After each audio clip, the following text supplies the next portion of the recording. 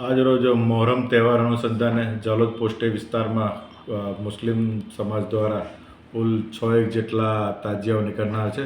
જે તાજિયાઓના બંદોબસ્ત અનુસંધાને જાલોદ પોલીસ દ્વારા દરેક પોલીસ કર્મચારીઓને બોડી વોર્ન કેમેરા, હથિયાર, લાઠી તેમજ SRPના જવાનોનો ઉપયોગ કરવામાં આવનાર છે.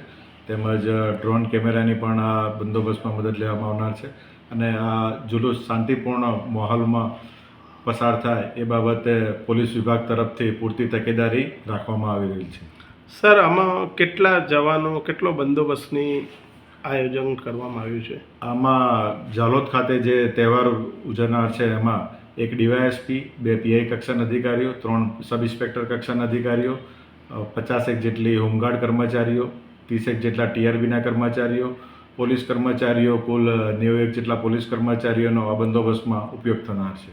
જી.